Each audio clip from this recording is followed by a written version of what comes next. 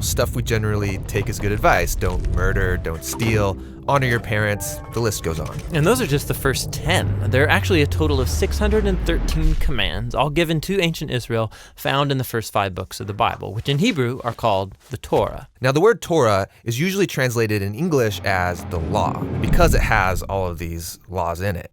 And as you read through them, you wonder, am I supposed to obey some of these, all of these? I mean, what's the purpose of the law? Well, that translation is kind of confusing because while the Torah has laws in it, the book itself is fundamentally a story about how God is creating new kinds of people who are fully able to love God and love others. And when Jesus taught about the Torah, he said that he was bringing that story to its fulfillment. So walk me through the story and how it's fulfilled. So the story begins with God creating humanity who rebels.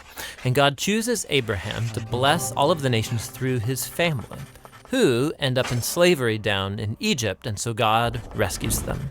Then at Mount Sinai, God makes a covenant with Israel, like an agreement. And all of the laws that Moses gives to Israel are the terms of that agreement. They're like a constitution.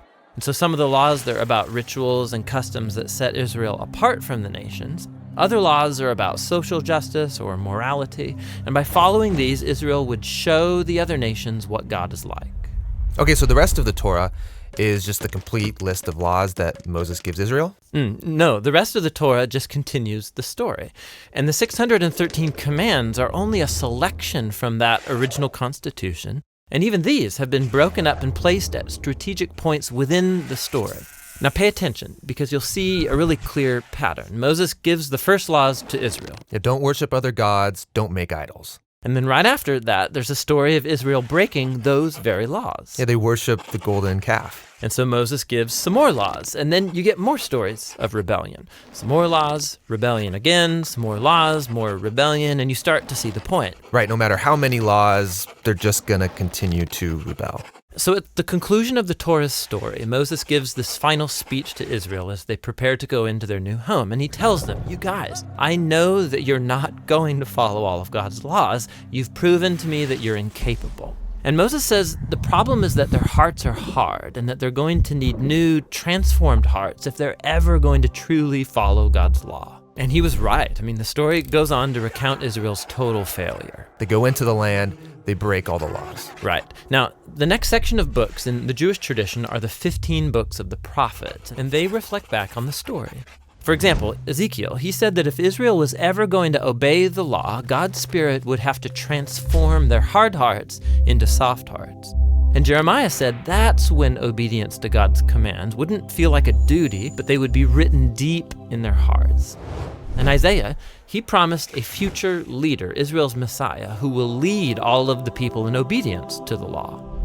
Now, in Jewish tradition, all of these books together are called the prophets, even the historical books, because they're continuing the story told from the perspective of the prophets. Okay, so we have the law and the prophets, and they're telling one connected story about God's desire to bless the whole world through a people, Israel, who it turns out needs a new heart. Yes, and Jesus saw himself as continuing that story.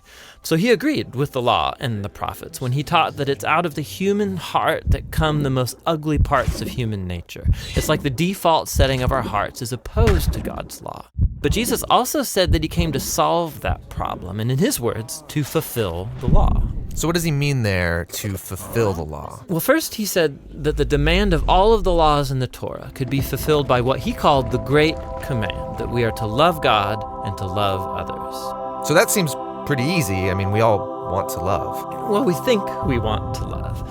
But Jesus showed how love is far more demanding than we realize. So he quotes the law, do not murder.